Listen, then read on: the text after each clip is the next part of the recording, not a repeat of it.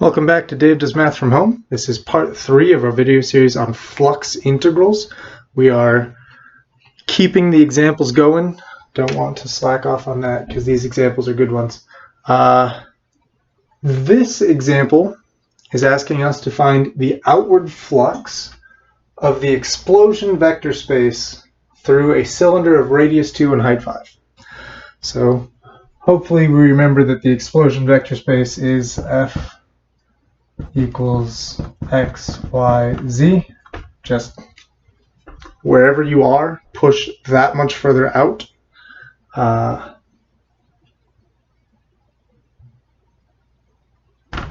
So the interesting thing here is that our cylinder is a not simple surface to create a parameterization for. So here's how to create the parameterization of a cylinder.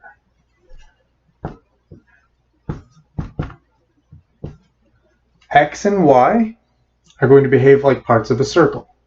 So we're going to let X be 2 cosine theta, and we're going to let Y be 2 sine theta. So this is X and Y are now both taken care of with respect to a single variable theta. The other variable here we need to use is going to be z. All of our practice doing triple integrals in cylindrical coordinates were to help ease us into this parameterization of cylinders in flux integrals. X is 2 cosine theta, y is 2 sine theta, z is z. There's your cylinder. The radius is fixed, so that's why it's 2 cosine theta and not r cosine theta. Radius isn't a variable. It's always going to be 2. So we have 2 cosine theta, 2 sine theta, z. This is the parameterization here. So, we need bounds on this. Z is going to go from 0 to 5. Not 0 to 0, 0 to 5. Theta is going to go from 0 to 2 pi. So I mentioned very early in video 1 that when you parameterize these things, you should use the variables that are most intuitive and make the most sense to you. And so that's why I'm sort of switching from x's and y's to thetas and z's.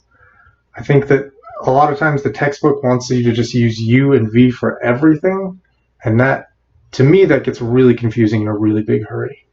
I like knowing that these angles are thetas and these are z's. That's familiar, that's comfortable, this is where I want to be. But it means that when I take derivatives, I need to take the partial with respect to theta, which is going to be negative 2 sine theta, 2 cosine theta, and 0. And I need the partial derivative with respect to z, which is going to be 0 and 0 and 1.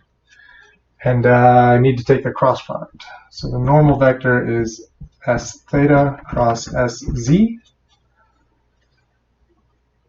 Maybe?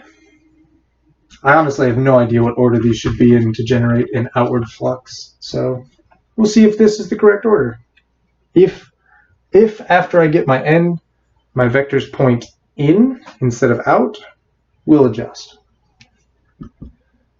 So we need an I, a j, and a k. We need s theta is negative 2 sine theta, 2 cosine theta, and 0. And sz is 0 and 0 and 1. And this cross product, when we expand across I, we're going to get 2 cosine theta minus 0.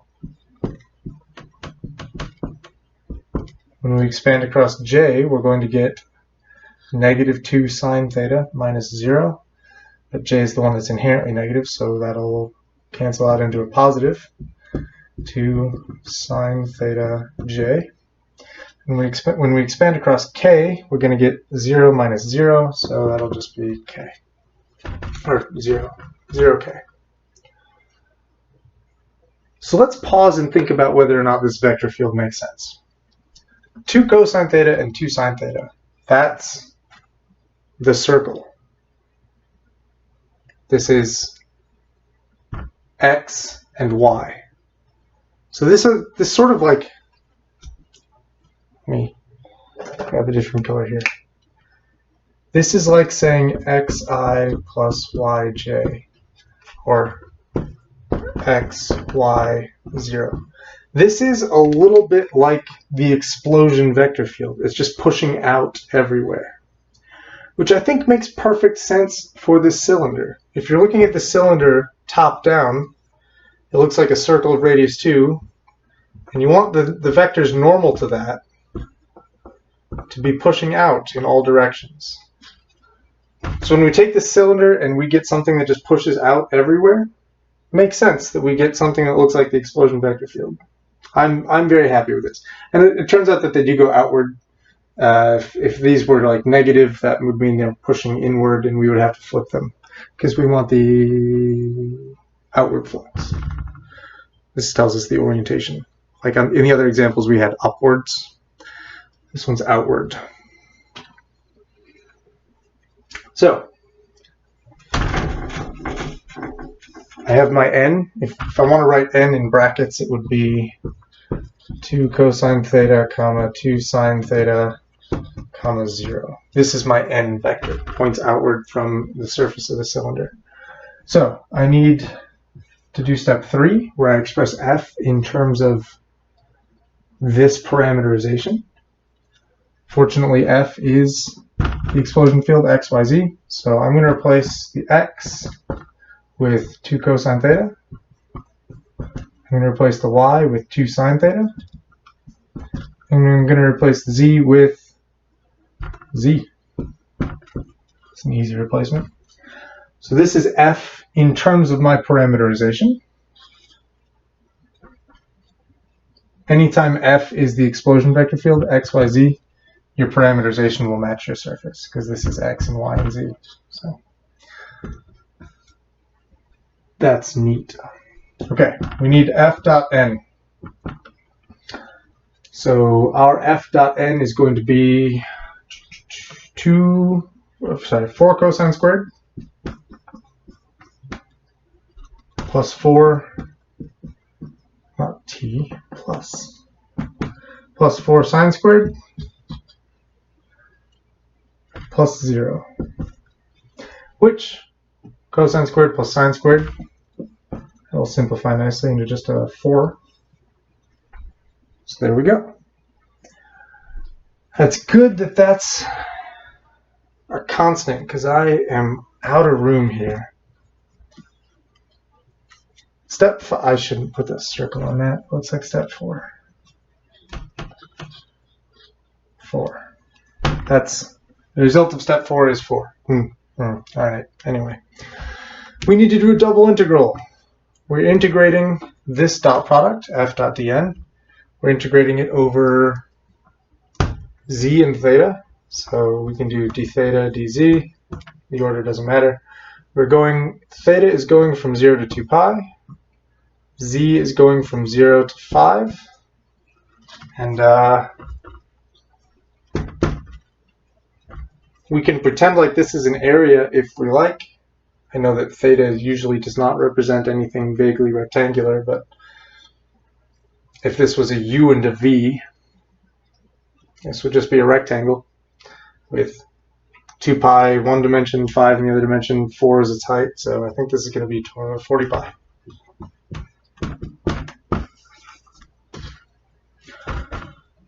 That's not so bad. The outward flux through the cylinder of the explosion vector field is 40 pi.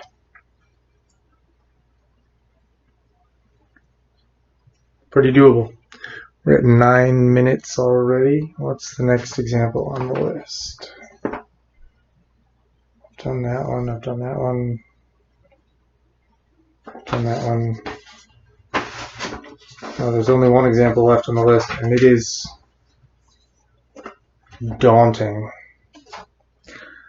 It's not something I want to start in the middle of a video, so we're going to cut this one right here. We'll be back with the very last of our examples in part 4 of this video series. Stay tuned.